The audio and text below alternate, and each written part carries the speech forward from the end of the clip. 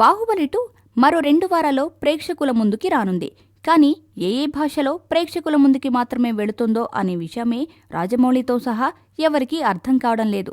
తెలుగు, హిందీ, మలయాళ భాషలో ఈ సినిమా విడుదల కన్ఫర్మ్ కాగా తమిళ భాషలో కర్ణాటక రాష్ట్రంలో బాహుబలి విడుదల మీద అనుమానాలు వ్యక్తమవుతున్నాయి. కన్నడ రాష్ట్రంలో ఇష్యూ ఏంటో మీకు తెలిసిన విషయమే.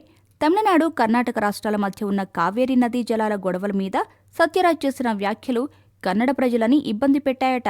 కర్ణాటక రాష్ట్రంపై, కన్నడ ప్రజలపై సత్యరాజ్ చేసిన కామెంట్స్ అనుచితమని, ఆ వ్యాఖ్యలను ఉపసంహరించుకొని క్షమాపణలు చెబితే తప్ప బాహుబలి 2వ భాగాన్ని కర్ణాటకలో విడుదల కానిచ్చేది లేదని 2000 కన్నడ సంఘాలు పట్టుమీదున్నాయి. ఈ విషయం మీద జక్కన్న స్పందిస్తూ, సత్యరాజ్ గారు చాలా సున్నితమైన మనిషి, ఎప్పుడూ గట్టిగా మాట్లాడగా కూడా వినలేదు.